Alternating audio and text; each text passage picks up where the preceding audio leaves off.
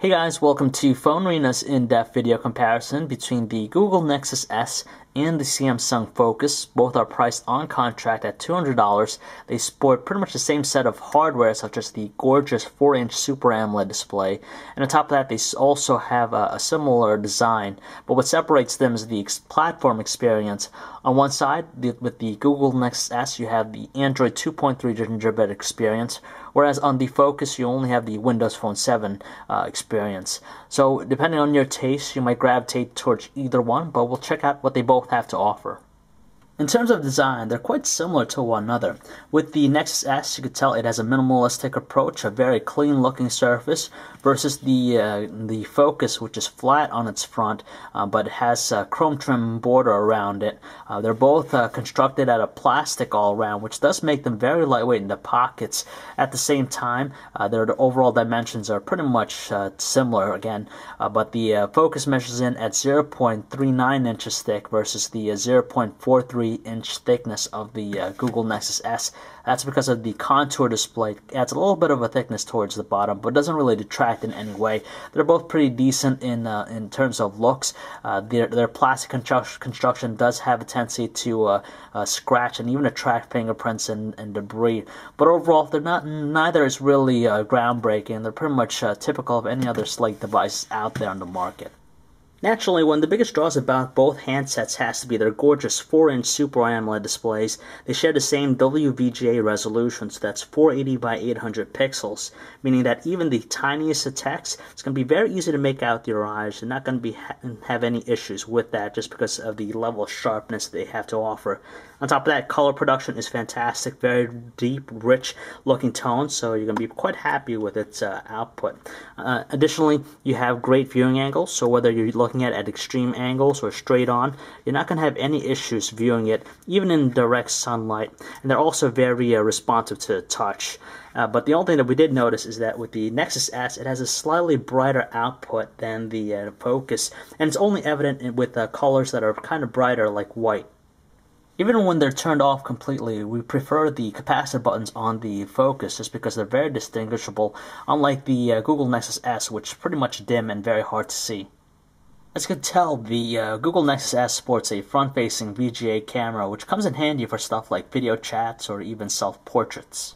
On the left side of both phones, we find their volume rockers. We're pretty happy with their feel for both, but the Google Nexus S is slightly more pronounced, but luckily they do offer a tactile response when you press them down. Well, on the right edge of both phones, we find their dedicated power buttons, with the Nexus S being a little bit more pronounced once again, versus the recessed look but still distinguishable feel of the Focus. Moreover, the Focus also adds in a shutter key, which is a convenient thing just because it'll instantly launch the camera application. Both handsets also feature customary items such as the 3.5mm headset jacks and micro USB ports for charging and connecting to computer. It's found on the top edge of the Focus and bottom of the Google Nexus S. And finally, on the back, we simply find their 5-megapixel autofocus cameras with LED flash. They're located in the same spot in the top left, while the notches here are for their speakerphones. Now we're just going to compare the Super AMOLED displays of both handsets. On the left you have the Focus, on the right you have the Nexus S, which we mentioned already has a slightly brighter output. I'm just going to browse through some photos here to give you a better indication of how their Super AMOLED panels worked against one another.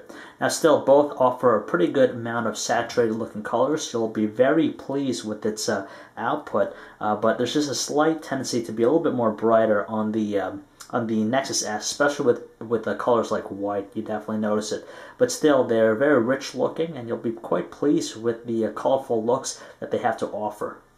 Yet another common item that both handsets share are their 1 GHz processors. With the Google Nexus S, it's actually a Cortex A8 Hummingbird processor, while it's a Snapdragon on the Focus. Still, they instantly launch applications, and as you can tell, scrolling is not a problem with either handsets. They offer a high level of response, and overall, there's a sense of speed with both devices, and it very rarely lags or slows down.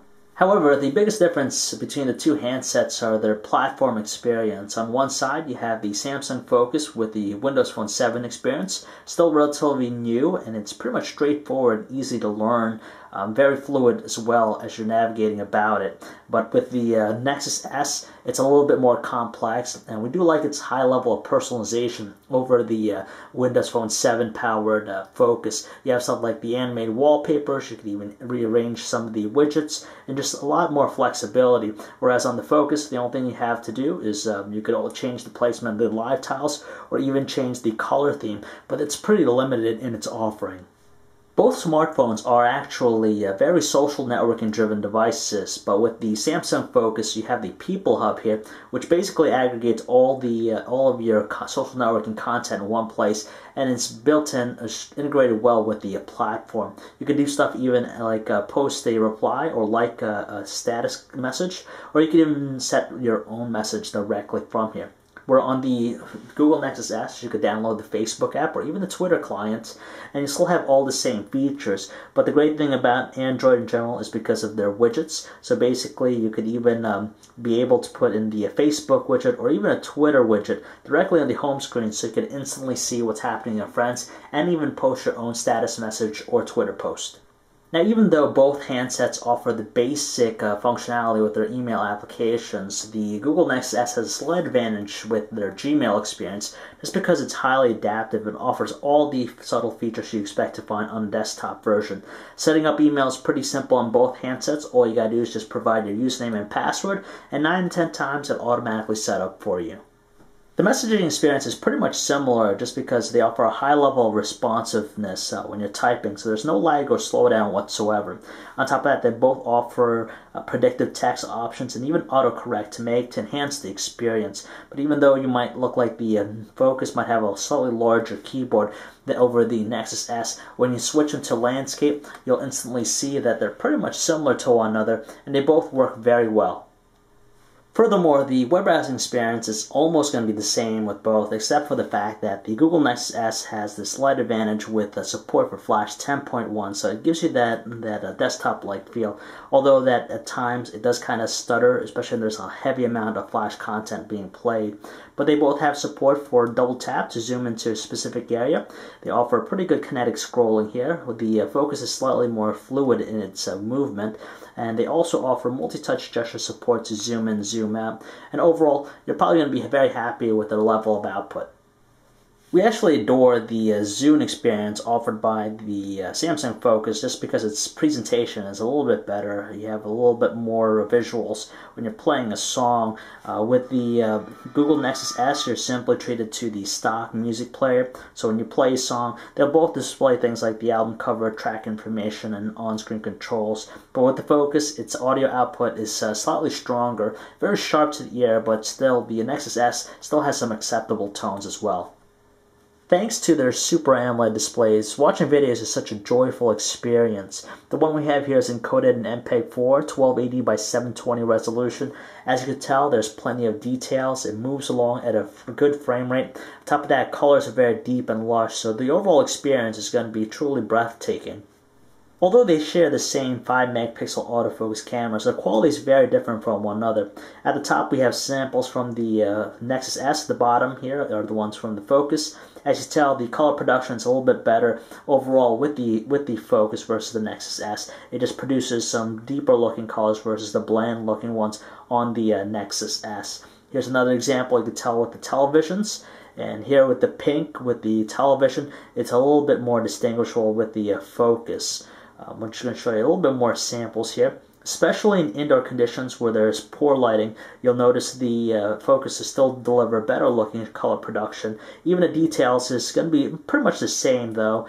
And also in very low lighting conditions, you'll just notice once again at the bottom the Focus does a better job in producing natural looking tones versus the Nexus S. And even its flash, it's able to better illuminate the shots than what the Nexus S has to offer.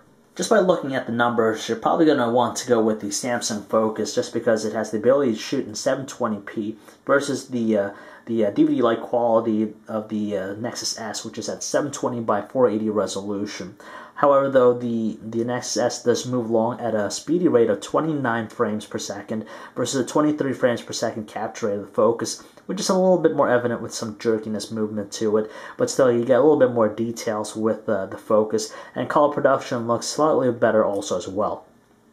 If you happen to be very big on making voice phone calls, you'll probably want to gravitate towards the Nexus S just because it offers a superior performance over the Focus. Voices on both ends of the line sound very distinctive and clear, whereas the Focus voices have a tendency to be a little bit hissy in tone on our side of the line, whereas voices sound mute on our caller's end. When you switch to using the speakerphone, there's no arguing that the Focus emits a stronger tone, but it does sound a little bit more strained, where the Nexus S is a little bit more neutral. You'll actually be very surprised with the battery level offered by both handsets on normal usage and also setting the brightness manually to the closer to the middle setting. We were able to get out 1/2 days on both handsets, and needless to say, they're both pretty much above average compared to other touch-only smartphones out there in the market. Light users should get close to probably 2 days, while heavy users, you'll probably want to charge it daily.